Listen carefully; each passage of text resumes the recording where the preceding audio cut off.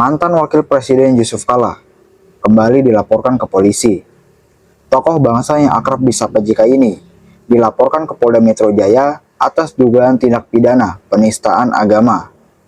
Kali ini, laporan datang dari Forum Persatuan Islam Indonesia atau FPII yang melaporkan JK pada Jumat 17 April 2026.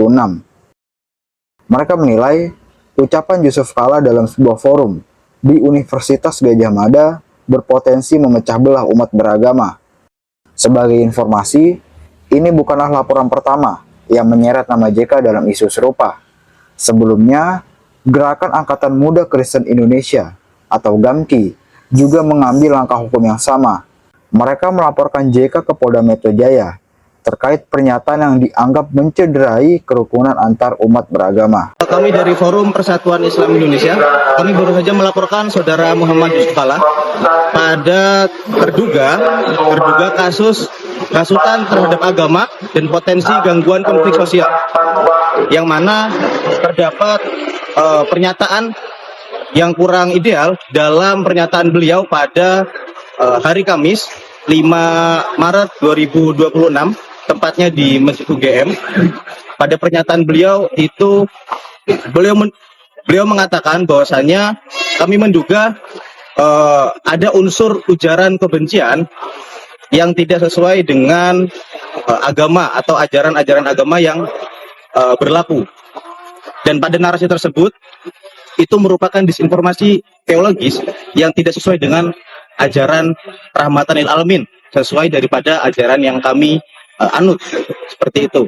Dan pernyataan tersebut itu diduga memunculkan isu atau konflik-konflik sosial terhadap umat beragama dan dapat menimbulkan kegaduhan di ruang publik. Harapan kami terhadap penyidik dengan adanya gejolak di tengah masyarakat, kami berharap bahwa isu agama ini memang sensitif, tapi jangan sampai karena pelakunya adalah tokoh masyarakat dan juga beragama yang mayoritas, sehingga tindakan dan proses hukumnya tidak berjalan dengan baik. Jadi kami berharap penyidik dapat menyelesaikan dan dapat menempuh kasus ini dengan sebaik-baiknya.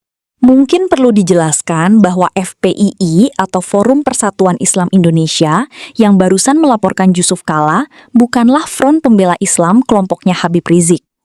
Nah, selain oleh FPII, Yusuf Kala juga dilaporkan oleh pengacara Herbert Aritonang dan Wanti Setianingsih. Perlu teman-teman ketahui juga bahwa Wanti Setianingsih adalah seorang Muslim. Siang pada Bapak Ibu semuanya. Saat ini kami sudah menyelesaikan proses pelaporan polisi terhadap terduga terlapor adalah Bapak Yusuf Kala. Kami membuat laporan ini sebagai bentuk solidaritas dan sikap kami sebagai warga Kristen dan juga termasuk warga Muslim bahwa kami melakukan langkah hukum terhadap JK atas pernyataannya yang telah menyakiti umat Kristen pada khususnya. Dan kami bertanggung jawab untuk melakukan langkah hukum ini terhadap Pak JK, dan semoga kami bisa melanjutkan proses ini ke jenjang hukum berikutnya sampai ke pengadilan.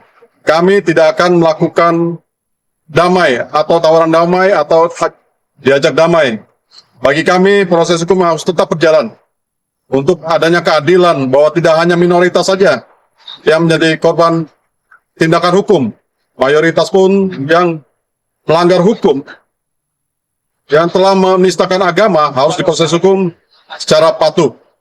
Kami berharap polisi bertindak tegas terhadap laporan kami, dan JK harus diproses hukum dan dia harus bertanggung jawab di muka hukum. Dan nanti teman saya juga akan menambahkan, silakan. Jadi kami telah melaporkan dengan gugatan pasal 300 dan 301 KUHP tahun 2023 dengan gugatan penistaan agama. Semoga kasus ini diproses secara hukum dan adil, karena ini menyangkut kepentingan banyak pihak. Statement beliau, Yusuf Kala, itu telah melukai hati umat Kristiani. Semoga hal ini tidak menjadi pemicu kerusuhan di negara kita. Terima kasih. Merdeka! Nah, buat teman-teman yang ingin mendukung Pak Herbert dan Bu Wanti, atau sekedar ingin mentraktir kopi, silahkan langsung sawer ke Bank Mandiri KCP Jakarta Hutama Karya dengan nomor rekening 1660093932002 atas nama PT Herbert Aritonang dan Tia. Kalau teman-teman butuh bantuan hukum, ingin dibantu oleh Pak Herbert, teman-teman bisa langsung hubungi Pak Herbert di 0813 1074 6096 atau hubungi Bu Tia di 0813 1851 1359. Nah, mungkin ada teman-teman yang berpendapat tidak perlulah melaporkan Pak JK ke polisi. Jadi saya mau memberikan argumentasi saya supaya teman-teman paham. Yang pertama, mungkin memang betul Pak Yusuf Kalla tidak bermaksud berkata Kristen mengajarkan bunuh orang Islam itu syahid. Tetapi pemikiran bahwa orang Kristen punya niat bunuh orang Islam itu jelas ada di masyarakat. Buktinya, Ambon dan Poso. Kalau teman-teman diam saja, tidak membantah pemikiran itu, berarti teman-teman setuju bahwa Kristen mengajarkan bunuh orang itu syahid. Dan akibatnya, pihak lain yang percaya bahwa Kristen punya niatan untuk bunuh mereka akan berusaha mempertahankan diri dengan cara bunuh orang Kristen duluan. Jadi niatan yang paling utama adalah mencegah bunuh-bunuhan antar agama, karena narasi Kristen punya pikiran bunuh orang itu syahid yang tidak benar. Kita tidak tahu ada berapa banyak orang yang percaya bahwa Kristen punya niat bunuh orang supaya syahid. Mungkin 1 orang, atau mungkin 240 juta orang di Indonesia. Pertanyaannya, bagaimana memberitahukan mereka semua bahwa itu tidak benar? Mau kasih tahu satu persatu? Suruh para pastor, para pendeta, para apologet buat video bantahan? Berapa banyak yang dengar? Apakah mereka mau dengar? Tidak. Kasus ini viral adalah kesempatan yang bagus untuk memaksa mereka semua mendengar bahwa apa yang mereka percaya itu tidak benar. Dan pengadilan adalah tempat yang paling bagus untuk membuktikan bahwa Kristen punya pikiran bunuh orang lain supaya syahid itu tidak benar. Yang kedua, walaupun mungkin pemikiran itu bukan berasal dari Pak Yusuf Kalla, dan Pak Yusuf Kalla tidak punya niat untuk berkata seperti itu, tetapi tidak bisa dipungkiri bahwa Pak Yusuf Kalla selip lidah atau salah ngomong. Dengan demikian, sebenarnya Pak Yusuf Kalla punya tanggung jawab moral untuk minta maaf dan klarifikasi, apalagi katanya dia adalah tokoh perdamaian. Tetapi kalau kita lihat, kasus ini sudah viral beberapa hari, dan Pak Yusuf Kalla tidak punya niat untuk minta maaf. Entah mungkin karena Pak Yusuf Kalla merasa terlalu gengsi untuk minta maaf, atau dia merasa harga dirinya lebih penting daripada perdamaian. Ini adalah waktu yang tepat bagi Pak Yusuf Kalla untuk membuktikan apakah dia benar-benar adalah tokoh perdamaian, atau dia hanyalah orang yang ambil kesempatan cari muka dalam kesempitan. Yang ketiga, seperti yang teman-teman dari LBH katakan, ini masalah keadilan hukum. Selama ini, hukum penistaan agama hanya berlaku bagi kalangan yang dalam tanda kutip disebut minoritas. Banyak sekali contohnya, kasus Ahok, kasus Meliana, kasus Muhammad KC, dan lain-lain yang tidak sanggup saya sebutkan satu persatu. Kalau non-muslim ngomong sesuatu yang menyinggung agama Islam, langsung dipenjara. Kalau muslim yang ngomong seenak jidat menyinggung agama lain, dibiarkan. Hukum Indonesia tidak dijalankan dengan adil adalah persepsi yang ada di masyarakat. Ini saatnya pemerintah membuktikan apakah hukum di Indonesia sebenarnya adil atau tidak adil seperti yang dipersepsikan oleh masyarakat. Kalau hukum Indonesia memang adil, silahkan Pak Yusuf Kalla diproses, walaupun dia adalah ketua Dewan Masjid dan mantan wakil presiden. Kristen memang ajaran kasih, tetapi 1 Korintus 13 ayat 6 berkata, kasih tidak bersukacita karena ketidakadilan, tetapi kasih bersukacita karena kebenaran. Dan ingat, kita bukan ingin balas dendam.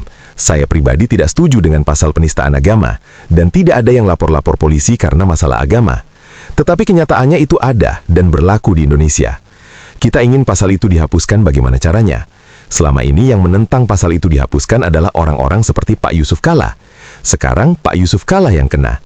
Saya berharap Pak Yusuf Kalla jadi tahu rasa, dan nanti setuju supaya pasal penistaan agama dihapuskan.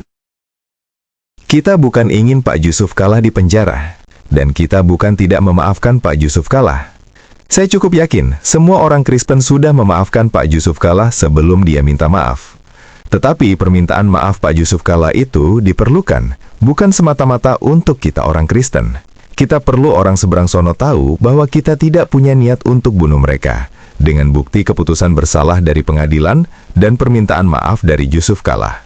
Walaupun pada akhirnya Pak Yusuf Kala tidak dihukum penjara setelah dinyatakan bersalah, mungkin karena jasa-jasa dia kepada negara, saya rasa itu tidak masalah.